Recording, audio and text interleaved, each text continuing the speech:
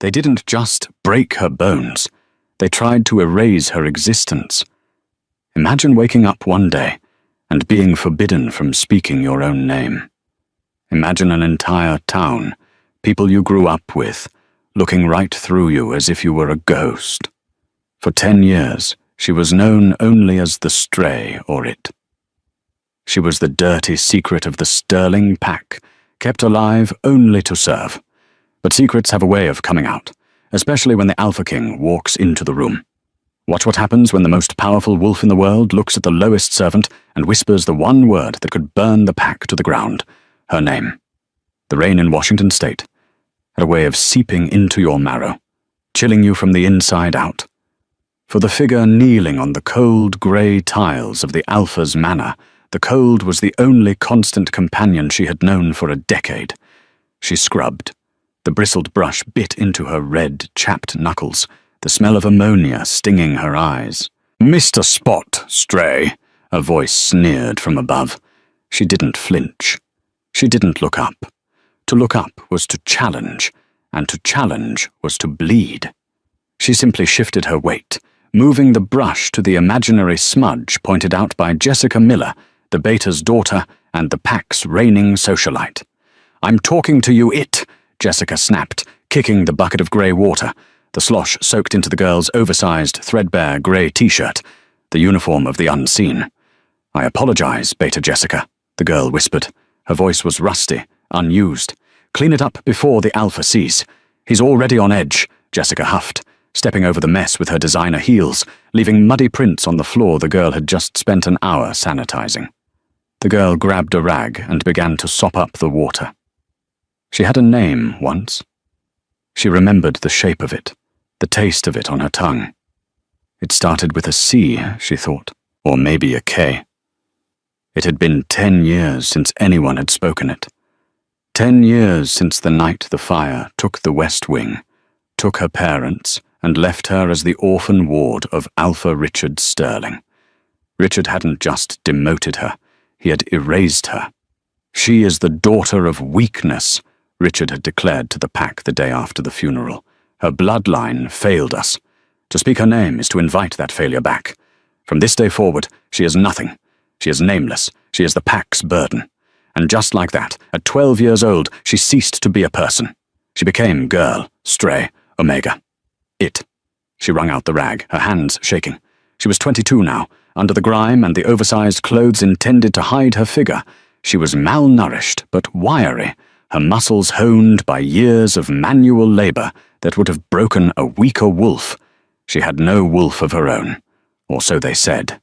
She had never shifted. The trauma of the fire, the pack doctor, Aris Thorne had claimed, had broken her beast. It made her safer, in a way. A wolf would have fought back. A wolf would have gotten her killed. "Hey, you!" The booming voice of Alpha Richard Sterling echoed through the hallway. The girl froze, making herself as small as possible. Richard was a massive man, built like a linebacker, with a face that had once been handsome before greed and whiskey bloated it. "Get out of the damn hallway," Richard roared, storming past with his beta Thomas Miller. "The delegation is arriving in 2 hours. Why is she still here?" "I'll move her to the kitchens, Alpha," Thomas said quickly, grabbing the girl by the back of her shirt and hauling her up. "Get out of sight, unless you want a night in the cellar." The cellar? The threat made her blood turn to ice. She scrambled, clutching her bucket, and bolted towards the service entrance. As she pushed through the swinging doors into the steamy chaos of the kitchen, she caught snippets of the conversation trailing behind her. "King Kieran isn't just doing a tour, Richard," Thomas was whispering, his voice tight with anxiety. "He's looking for the leak. The finances aren't adding up. And if he finds out about the off-book mining deals—" "He won't find out," Richard hissed. "We just need to keep him happy. Wine him, dine him, throw a few willing she-wolves his way. He's a man, isn't he? Valerius blood or not?" The girl slowed her pace just inside the kitchen. King Kieran Valerius, the Alpha King. Stories of him were terrifying. They said he was 7 feet tall in his human form, that his wolf was a midnight black beast the size of a bear. They said he had decimated the rogue armies in the south with nothing but a tactical squad of 5. He was known as the Justiciar.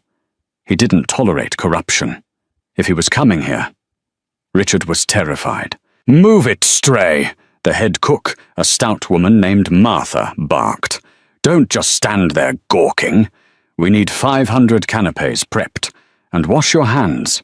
You smell like floor cleaner." The girl rushed to the sink, scrubbing her raw hands again. The water turned pink with blood from a cracked knuckle. As she chopped vegetables with mechanical precision, her mind wandered. She had heard rumors that the king could sense lies, that he could smell the truth. What if he sees me, she thought, a dangerous spark of hope igniting in her chest. What if he asks who I am? She almost laughed. If he asked, she wouldn't have an answer. She literally didn't know who she was anymore. "Here," Martha shoved a tray into her hands. "Take this to the ballroom. Place it on the back tables. Do not make eye contact. Do not speak. If anyone speaks to you, you bow and leave. Understood?" "Yes, Martha." The girl smoothed her grey tunic. She tucked a loose strand of mousy, unwashed hair behind her ear. She took a breath, lifted the heavy silver tray, and walked towards the lion's den. She didn't know it yet, but the girl with no name was about to walk into the rest of her life. The ballroom of the Sterling estate was designed to intimidate. High vaulted ceilings, chandeliers that cost more than the average pack member earned in a lifetime, and polished mahogany floors. Tonight, it was suffocating.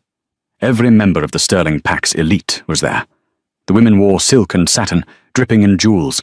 The men wore tuxedos that strained against their muscular builds. But the atmosphere wasn't festive. It was tense. The girl moved like a shadow along the periphery of the room, placing trays of smoked salmon and caviar. She kept her head down, her eyes fixed on the floor. "I heard he's bringing the Royal Guard," a woman whispered near the buffet table. "The elite guard. They don't bring them for social calls." "Richard is sweating bullets," a man replied, chuckling nervously. "Did you see the security detail outside? Black SUVs. Government plates." The heavy oak doors at the end of the hall groaned open. The room went silent. Even the string quartet stopped playing. "Announcing," the herald's voice cracked slightly, "His Majesty, Alpha King Kieran Valerius, and the Royal Beta, Silas Vance." The girl froze. She was trapped behind a large ice sculpture of a wolf, unable to retreat to the kitchen without crossing the open floor. She made herself small, peeking through the gap between the sculpture and the wall. He walked in. The air in the room changed. It became heavier, charged with static electricity. Alpha King Kieran Valerius did not look like the monsters in the stories. He was worse. He was calm. He was tall. Yes, well over 6 feet.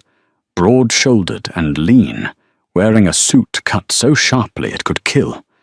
He had dark hair, kept short, and a jawline that looked carved from granite. But it was his eyes that terrified the room.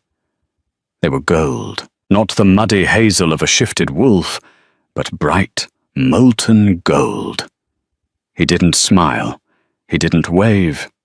He walked into the room like he owned the oxygen everyone else was breathing. Beside him, Richard Sterling looked like a sweaty, nervous child. "Your Majesty," Richard bowed low, too low. "Welcome to Sterling Manor. We are honored." "Skip the pleasantries, Richard." Kieran's voice was a low baritone that vibrated in the girl's chest, hiding behind the ice sculpture. "This is an audit, not a gala. I was clear about that." Of course," Richard stammered, wiping his forehead with a handkerchief. "But surely, after your long journey, a drink? Some food? We have prepared the finest." Kieran ignored him. He turned to his beta, Silas. "Get the files from their office. Now, I want to see the mining logs for the last 5 years." "On it," Silas said, moving efficiently towards the stairs. Kieran stood in the center of the room, his hands clasped behind his back. The pack members watched him, paralyzed. He began to pace, slowly, like a predator circling a herd. He stopped. He tilted his head, his nostrils flaring slightly. The girl behind the ice sculpture held her breath. Her heart hammered against her ribs so hard she thought it might crack them. He smells something. Kieran turned, slowly, deliberately. His golden eyes swept across the room, past the trembling dignitaries, past the table of expensive wines, and locked onto the corner where the ice sculpture stood. He frowned. "Richard," Kieran said, his voice dropping an octave, "why does your ballroom smell like distress?" Richard paled. I don't know what you mean, my king. Everyone is happy to see you. Not fear, Kieran corrected, taking a step towards the buffet. Despair. And... He paused, inhaling deeply again. Rosemary. And rain. The girl's scent.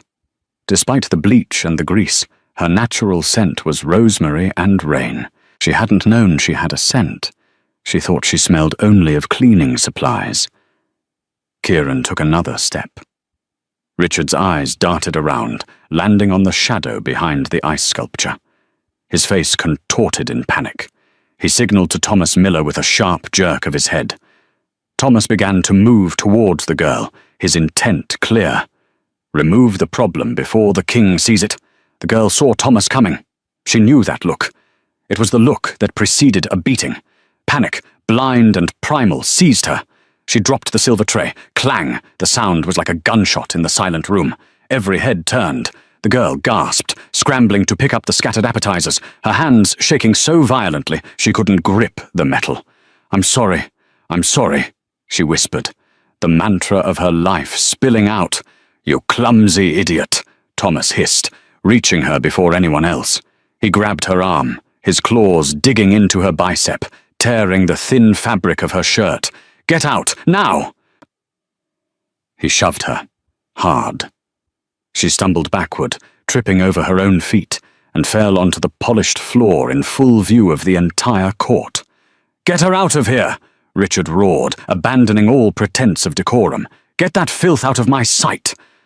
Thomas raised his hand to strike her, to hurry her along. The girl flinched, curling into a ball, waiting for the blow. It never came. A growl ripped through the room. It wasn't a human sound. It was the sound of a tectonic plate shifting. It was the sound of death. If you touch her, Kieran's voice thundered, echoing off the vaulted ceiling, I will rip your arm from its socket. Silence. Absolute, terrified silence. Thomas froze, his hand raised in mid-air. He looked at the king, and what he saw made him wet himself. Kieran was no longer standing in the center of the room. He had moved with impossible speed. He was standing 5 feet away, his suit jacket straining as his muscles swelled, his eyes glowing so bright they looked like dual suns. Step away, Kieran commanded. Thomas scrambled back, nearly falling over himself to get away from the girl. The girl lay on the floor, trembling. She stared at the king's polished shoes. She couldn't breathe. Kieran knelt. The movement was shocking. Kings didn't kneel. Not for anyone. Especially not for servants. Look at me, he said. His voice had lost the thunder. It was soft now, urgent. She shook her head, tears leaking from her eyes. I'm not allowed, she whispered. I'm not allowed to look at the alphas. I am commanding you, Kieran said, his hand hovering over hers but not touching, as if he were afraid he might break her. Look at me. Slowly, painfully, she lifted her chin. Her grey eyes, wide and terrified, met his molten gold ones. The world stopped. The ballroom vanished. The cruelty of the last 10 years evaporated. There was a snap, like a rubber band breaking in the center of her chest, followed by a rush of warmth that flooded her freezing veins. Kieran inhaled sharply, his pupils dilating until his eyes were almost entirely black. Mate, he whispered. The word hung in the air, heavy and undeniable. Richard Sterling let out a choked sound of disbelief. Impossible! That thing? She's a nameless runt! She's defective! Kieran didn't look away from her. He reached out, his large, warm hand cupping her cheek, thumb brushing away a smear of dirt. Nameless? Kieran repeated, and now his voice was cold again, a blade of ice directed at Richard. He looked back at the girl. He looked deep into her ice eyes, searching for something. No, Kieran said firmly. Not nameless. He stood up, pulling her with him. He didn't drag her. He supported her, his arm wrapping around her waist, pulling her flush against his solid frame. The heat radiating from him was intoxicating. He turned to face the room, to face Richard and the trembling pack. He held the girl like she was a crown jewel he had just recovered from the mud. "Who is she?" Kieran demanded. She's nobody," Richard stammered, sweat pouring down his face. "Just an orphan we took in. She doesn't have a name. We call her the Stray." "You stripped her of her name," Kieran said, connecting the dots. His anger was a physical weight in the room. "You made her a ghost." Kieran looked down at her. "Do you remember it? Your name?" She looked up at him, feeling safe for the first time in a decade, but her mind was a blank slate. "No," she whispered, ashamed. I don't remember." Kieran's jaw tightened. He looked at Richard. "You took everything from her, even herself." Then Kieran leaned down, his lips brushing the shell of her ear. The microphone on the podium nearby caught the sound, amplifying his whisper to the entire hall. "It doesn't matter what they took," Kieran said, "because I know who you are. The moon told me the moment I saw you." He straightened, addressing the room, his voice ringing with the authority of a king. "Her name," Kieran announced, "is Isla." The girl, Isla, gasped. The sound of it unlocked a door in her mind. Isla. Yes, that was it. That was her. Isla, Kieran repeated, tasting the word. "And as of this moment, she is under the protection of the crown, and she is my queen." The silence that followed King Kieran's declaration was shattered by the clicking of heels on marble as the royal guard swarmed the room. They moved with military precision, flanking the king and his newfound mate, weapons drawn, not guns, but silver-edged blades that glinted under the chandeliers. Isla was still trembling against Kieran's chest. The heat of him was overwhelming, a stark contrast to the bone-deep chill she had lived with for years. She smelled sandalwood, expensive scotch, and the deep, earthy scent of a forest after a storm. It was the scent of safety. "We are leaving," Kieran announced, his voice brooking no argument. He swept Isla up into his arms, carrying her bridal style. She was light, far too light, and the realization made a muscle in his jaw jump. "But your Majesty," Richard Sterling sputtered, stepping forward, then recoiling as Kieran's head snapped toward him, a low, vibrating growl emanating from his chest. "Silas," Kieran barked, not looking away from Richard. "Seize the records, seize the assets, and put Sterling and his beta under house arrest until I decide their execution date." "Understood," Silas replied, his face grim. Kieran carried Isla out of the suffocating ballroom, through the grand foyer she had scrubbed just that morning, and into the cool night air. A convoy of black, armored SUVs waited on the gravel drive. A uniformed driver opened the back door of the lead vehicle, a massive, customized Cadillac Escalade. Kieran settled Isla onto the plush leather seats before climbing in beside her. As the door clicked shut, sealing them in a soundproof cocoon, Isla flinched. She scrambled to the far corner of the seat, curling her knees to her chest. She was waiting for the yelling. She was waiting to be told this was a cruel joke. Kieran didn't yell. He reached into a small refrigerator built into the console and pulled out a bottle of water and a protein bar. "Drink," he said softly. Isla stared at the bottle. I can't pay for that." Kieran looked as if she had stabbed him. He unscrewed the cap and held it out. "Everything I have is yours, Isla. You will never pay for anything again." She took the water with shaking hands, gulping it down so fast she choked. Kieran was there instantly, his hand rubbing soothing circles on her back. The touch sent electric shocks through her spine. "Why?"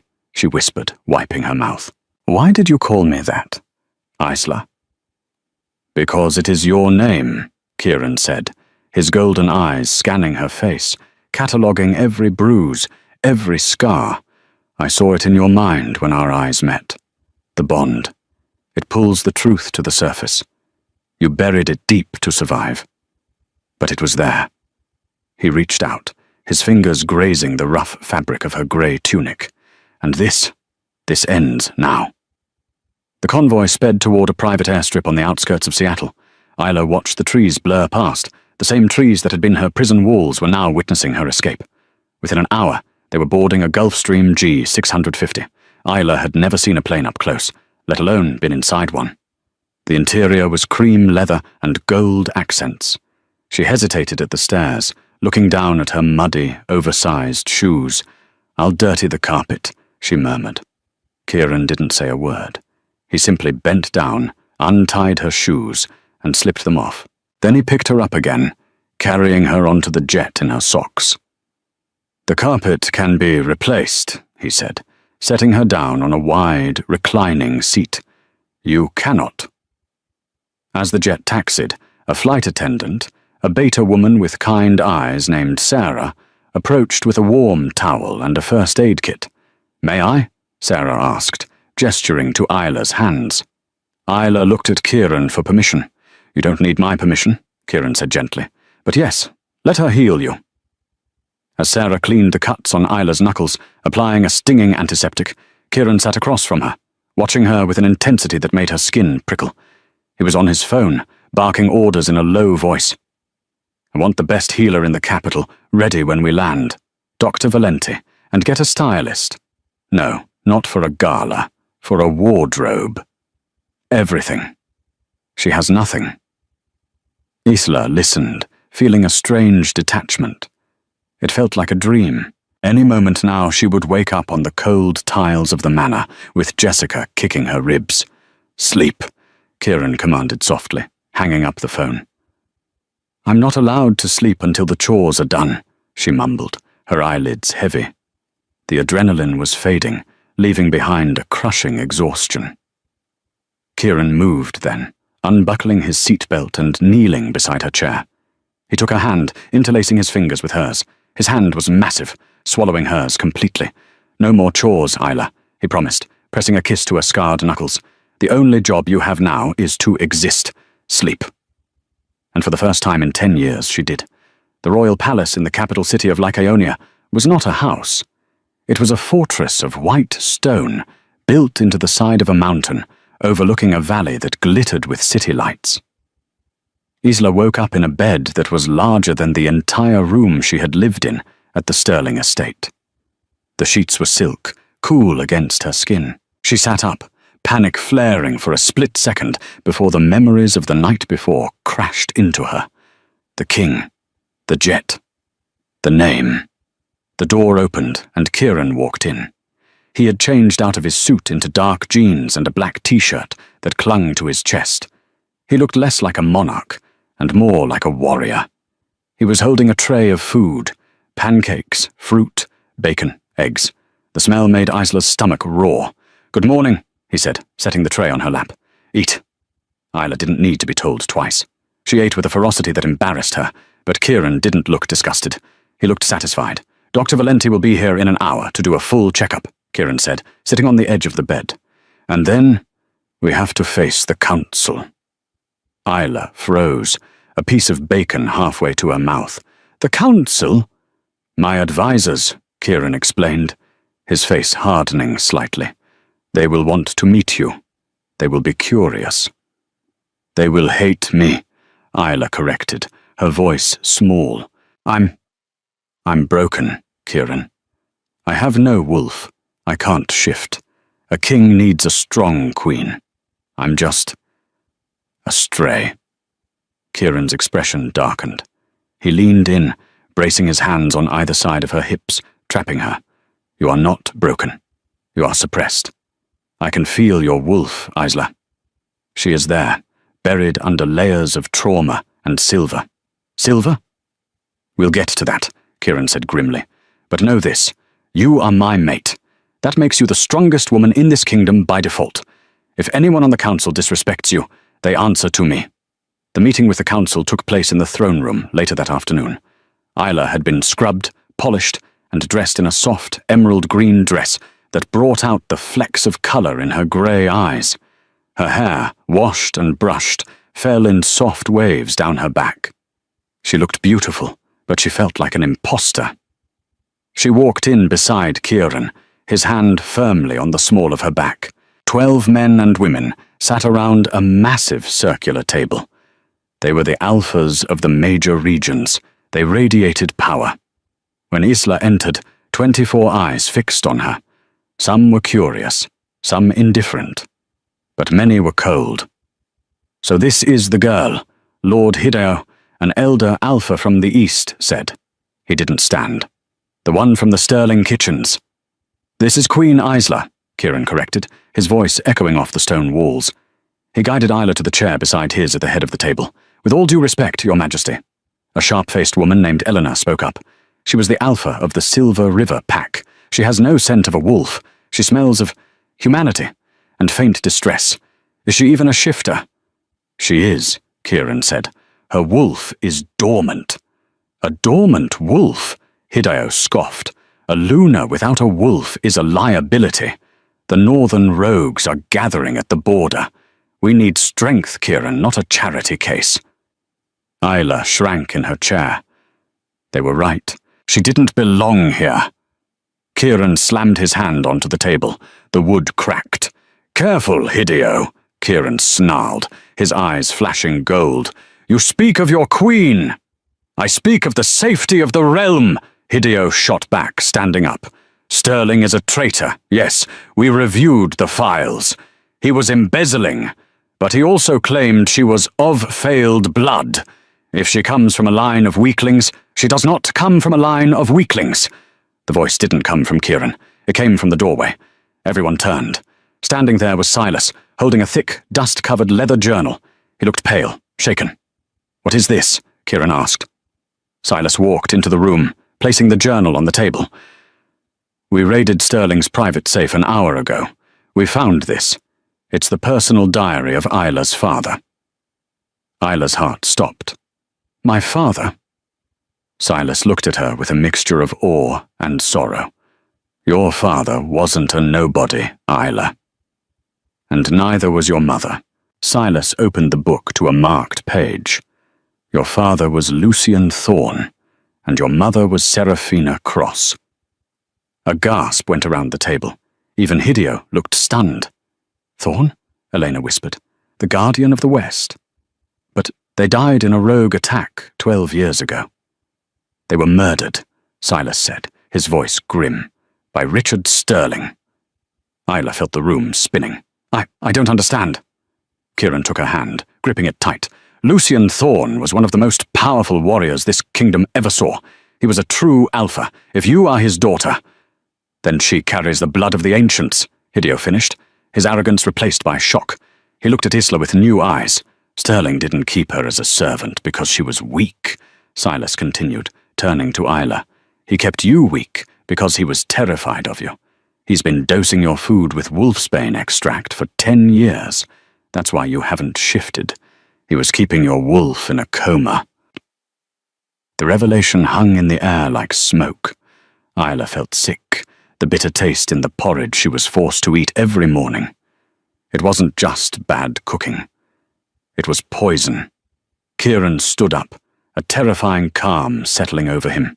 "He poisoned her," Kieran said softly, "for 10 years.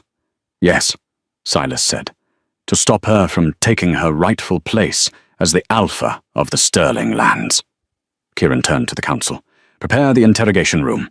I want Sterling brought here, tonight." He looked down at Isla, who was staring at her hands, tears streaming down her face. She wasn't a nobody. She wasn't a mistake. She was a stolen heir. "And get Dr. Valenti," Kieran added. "We need to flush the poison out of her system, because when her wolf wakes up, she's going to want blood." The detoxification process was agony. For 3 days, Isla lay in the medical wing of the palace, sweating and shivering as the wolfsbane was purged from her blood. It felt like her veins were on fire. Kieran never left her side. He slept in a chair next to her bed, holding her hand through the seizures and the fever dreams. He wiped her brow, fed her ice chips, and whispered stories of her parents. Stories he had gathered from the older wolves who remembered them. "Your father was a giant," Kieran whispered one night as Isla tossed and turned. "But your mother, she was the strategist. They say she could outthink any general. You have her eyes." On the 4th night, the fever broke. Isla woke up. The room was dark, lit only by the moonlight streaming through the balcony doors. She felt different.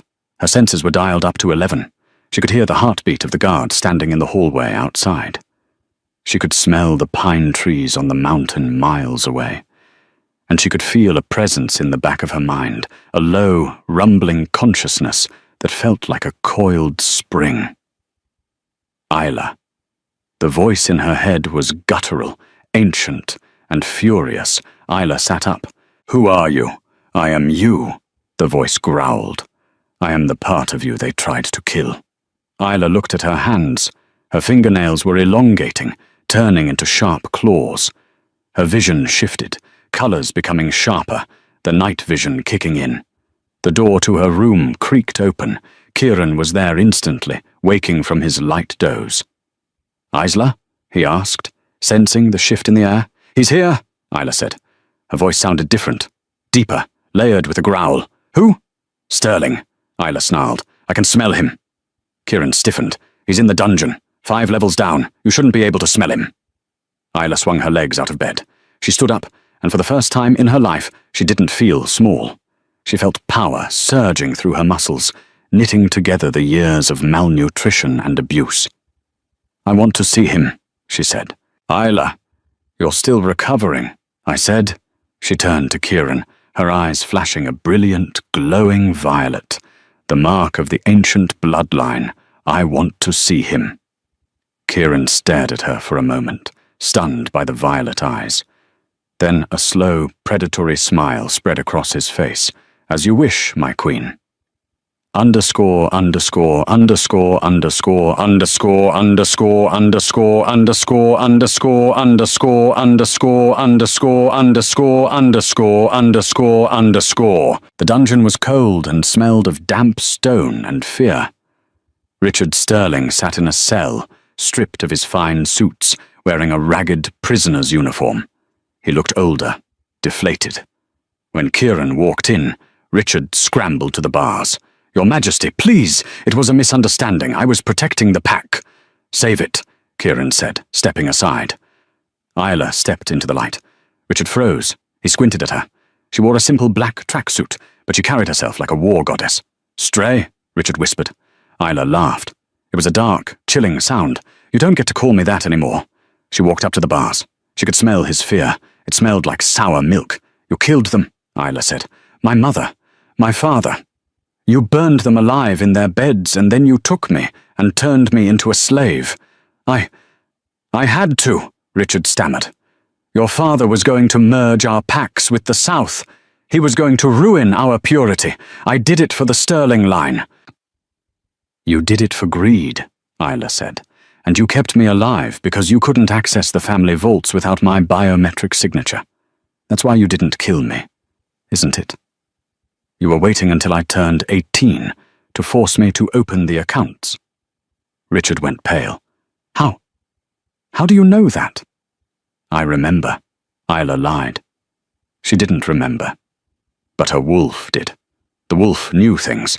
Instincts were filling in the gaps. "Open the cell," Isla commanded the guard. "Isla," Kieran warned, stepping closer. "He is dangerous." "He is nothing," Isla said. The guard looked at Kieran. Kieran nodded. The cell door buzzed and slid open. Richard backed into the corner. "Stay back. I am an alpha. I have rights." Isla stepped inside. "You are a usurper." Richard, cornered and desperate, snarled. His body contorted, shifting into his wolf form, a large, reddish-brown beast. He lunged at her, jaws snapping. Kieran shouted, moving to intercept, but he wasn't fast enough. He didn't need to be. Isla didn't shift. She simply moved, faster than humanly possible. She sidestepped Richard's lunge, grabbed the fur at the scruff of his neck, and slammed him into the stone wall. The impact shook the dungeon. Richard whimpered, sliding to the floor, dazed. Isla leaned down, her eyes glowing violet, her claws extending. She placed a hand on his throat. "I could kill you right now," she whispered. "I could rip your throat out and end it." Richard's wolf whined, exposing his neck in submission. Isla stared at him. The rage in her chest was a consuming fire. She wanted to do it. She wanted to paint the walls with him. "Do it," her wolf urged. "He deserves it. But then she felt Kieran's hand on her shoulder, warm, grounding. "Isla," Kieran said softly. "He deserves death, but not by your hand, not like this. You are a queen. He is a criminal. Let the law finish him. Don't let his blood stain your soul. No." Isla trembled, the battle between her instinct and her humanity raging. Slowly, the violet glow in her eyes faded back to grey. Her claws retracted. She released Richard, letting him slump to the floor. "You're right," she said, standing up and brushing off her hands. "He isn't worth it." She turned to walk out, Kieran at her side. But Richard Sterling was not a man of honour. As Isla turned her back, he shifted back to human form, pulling a hidden shiv, made of sharpened bone, from his waistband. "Die, bitch!" he screamed, lunging at her back. "No!" Kieran roared. But before Kieran could move, a shadow detached itself from the ceiling. A blur of black motion. A massive black wolf landed between Isla and Richard.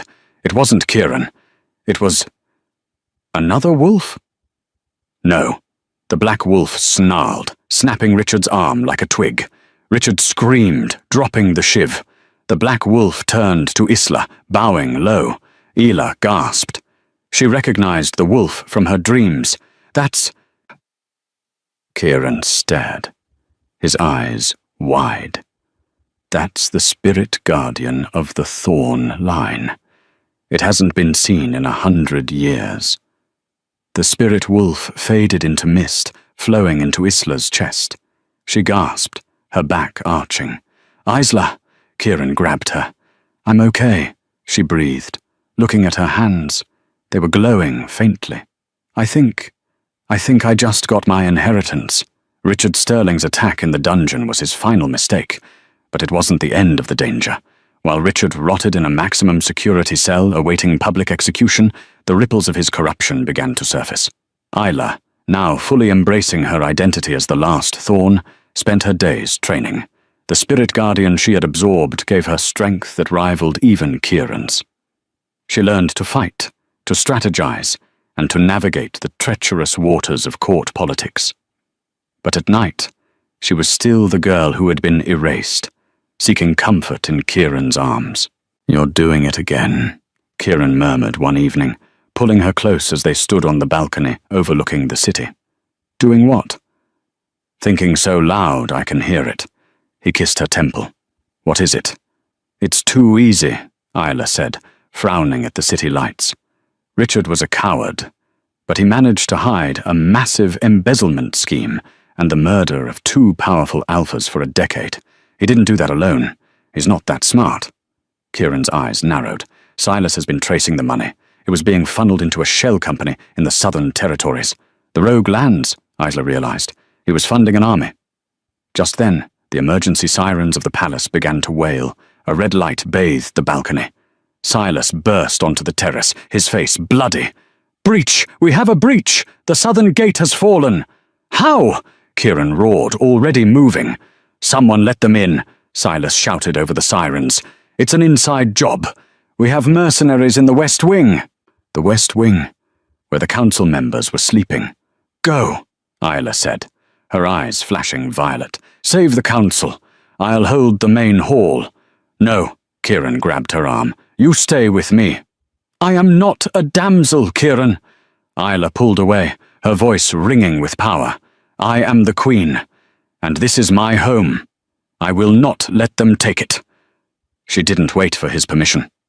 She vaulted over the balcony railing, dropping 3 stories to the courtyard below. She landed in a crouch, the stone cracking beneath her feet. The courtyard was chaos.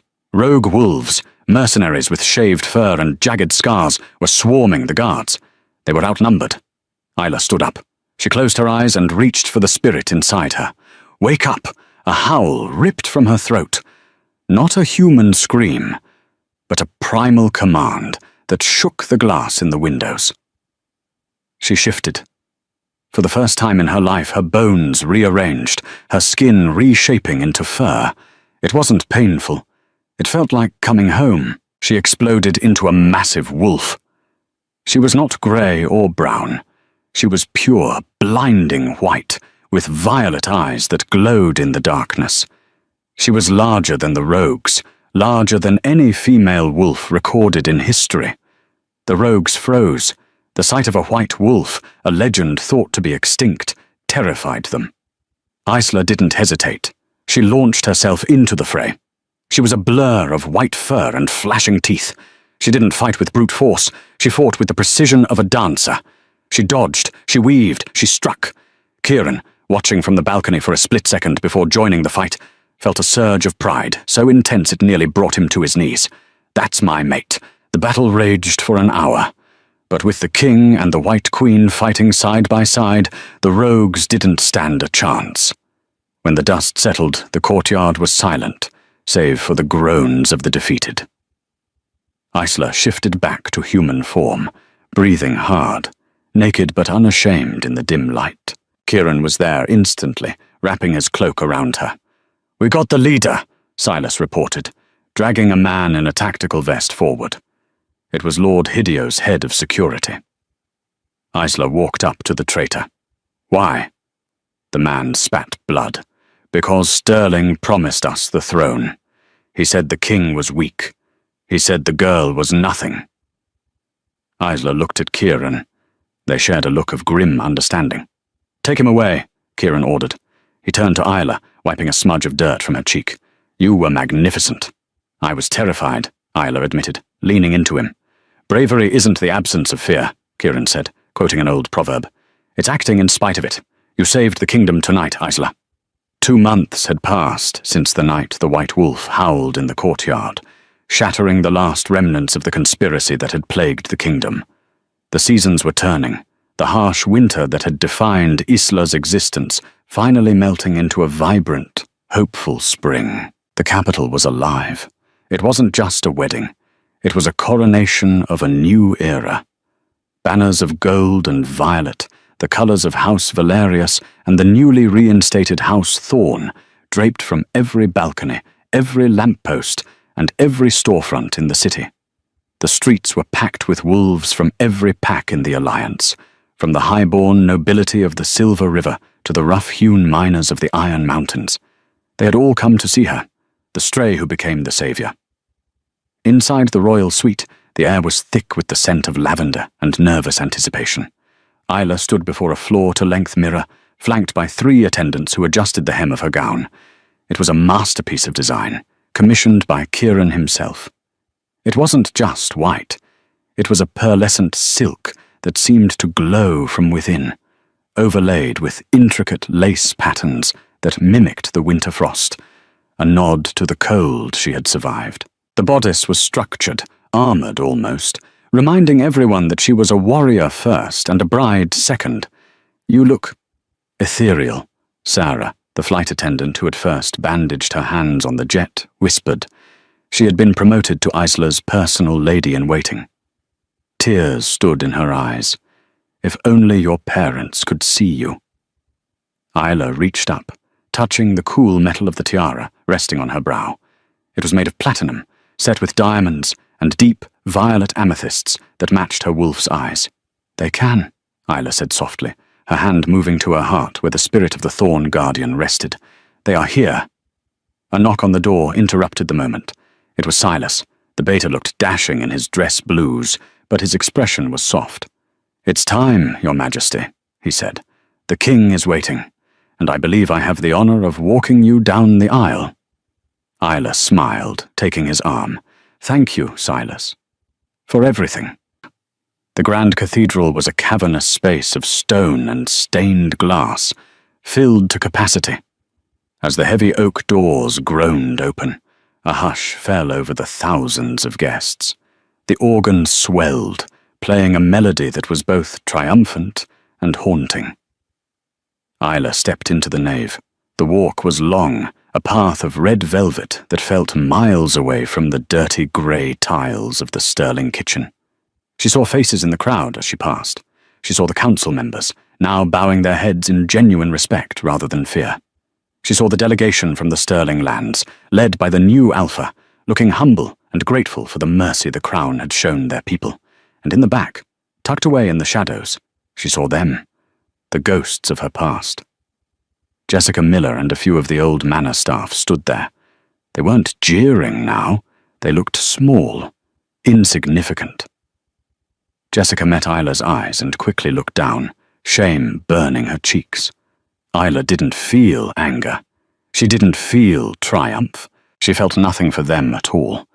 They were just footnotes in a story that had moved on. Her gaze shifted forward, locking on to the only thing that mattered. Kieran stood at the altar. He wore the ceremonial military dress of the Alpha King, black breeches, high-polished boots, and a jacket heavy with gold braiding and medals. But he didn't look like a statue. He looked like a man who was holding his breath. His golden eyes were wide, unguarded, filled with a raw, consuming adoration that made Isla's knees weak. When she reached him, Silas placed her hand in Kieran's. The contact sent that familiar spark of electricity shooting up her arm, grounding her. "You took my breath away," Kieran whispered, leaning in so only she could hear. "I didn't think it was possible for you to be more beautiful." "I cleaned up well," she teased, her voice trembling slightly. "You always shone," he corrected, "even in the dust." The high priest, an ancient wolf with a beard like spun silver, raised his hands. The ceremony was old, older than the kingdom itself. It wasn't just words. It was a binding of souls. "We gather here, under the gaze of the moon goddess, to unite two bloodlines, two hearts, and two spirits," the priest intoned. "Kieran of House Valerius, Isla of House Thorn. You have faced fire and blood to stand here.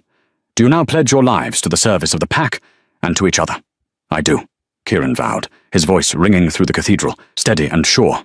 "I do," Isla answered, her voice clear, shedding the last remnants of the girl who was forbidden to speak. "Then let the bond be sealed." Kieran turned to her. He didn't rush. He cupped her face in his large, warm hands, his thumbs stroking her cheekbones. He looked at her, not just as his queen, but as the woman who had survived hell to find him. He kissed her. It wasn't a chaste peck. It was a claim. It was passionate and deep, filled with promises of protection, loyalty, and a love that would burn longer than the stars. The crowd erupted. Cheers, howls, and applause shook the stained glass windows. Later that night, the celebration moved to the palace balcony. The city below was a sea of lanterns and fireworks. Isla stood at the railing, the cool night air playing with the loose strands of her hair. She felt the heavy warmth of Kieran's coat being draped over her shoulders. He wrapped his arms around her waist from behind, pulling her flush against his chest. She leaned back, resting her head on his shoulder, watching the colors explode in the sky. "What are you thinking?" Kieran asked, his chin resting on the top of her head. Isla touched the mating mark on her neck, a crescent moon that had appeared the moment they completed the bond. It throbbed rhythmically with his heartbeat. "I'm thinking about names," she said softly. "Oh?" "For 10 years I was it. I was Stray. I was a ghost in my own life." Isla turned in his arms to face him. Her grey eyes searched his golden ones. "You know, when I was in the kitchen, sometimes I would whisper my name to myself in the dark, just to make sure I still existed. But after a while, I stopped. I forgot." Kieran's expression tightened with old anger, but Isla smoothed the furrow between his brows with her thumb. "But then you walked in," she whispered, "and you didn't just see a servant. You saw me. You whispered my name when the whole world was screaming at me to be silent. I would shout it until my lungs gave out," Kieran swore, grabbing her hand and pressing it to his chest, right over his beating heart. "Isla, my queen, my mate." "I like the sound of that," she smiled, tears pricking her eyes. Happy tears this time, but I like Isla best.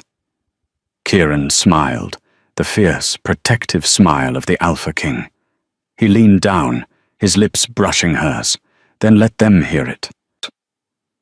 He turned her toward the crowd below and raised her hand high in the air. "Citizens of Lycaonia," Kieran roared, his voice amplified by the acoustics of the valley, "I present to you Queen Isla." The chant started as a ripple and became a tidal wave. Isla, Isla, Isla. It washed over the city, echoing off the mountains, a roar that banished the silence of the last decade forever. The girl who had been stripped of everything had finally claimed her crown. She was no longer a ghost. She was the name on everyone's lips.